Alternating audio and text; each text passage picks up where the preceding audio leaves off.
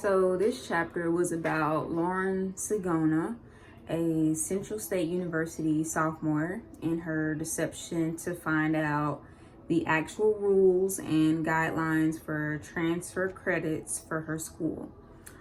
Central State has been giving little to no leeway with transfer credits. People that transfer in as seniors are being considered as freshmen because of the many courses that were not being processed as major or core requirements. They were also very selective and inconsistent on which courses were major or core requirements.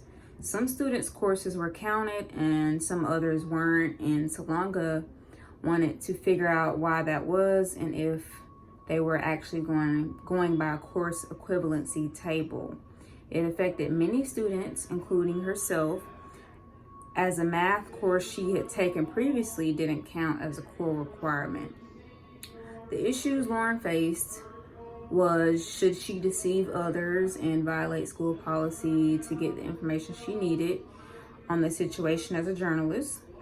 Was it okay that she was using deception for the greater good? So Lauren went to them first as herself to see if she could get some answers as a journalism student working on a news story. Since the secretary stated that no course equivalency table could be given to her, she went with her plan of disguising herself on the phone. She provided a fake name and gave the secretary the names and numbers of 5 courses to see what would transfer from Kilpatrick to Central State. The secretary had some sort of a cheat sheet to tell her what would likely transfer, but she made sure to say that the info was unofficial.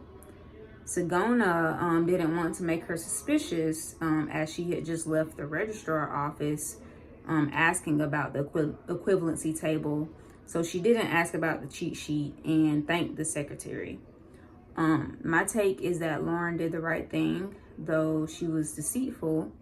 It was the best way to get results, as students who had transferred from Kilpatrick began writing letters criticizing the process of deciding transfer credit. Furthermore, now Central State's website has its course equivalency table. It includes info regarding over 200 courses and whether they will be accepted if a student transfers from Kilpatrick.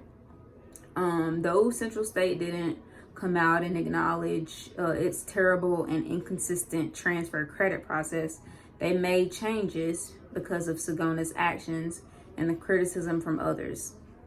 Sometimes you have to go through measures you normally wouldn't or shouldn't to provoke change for the better good.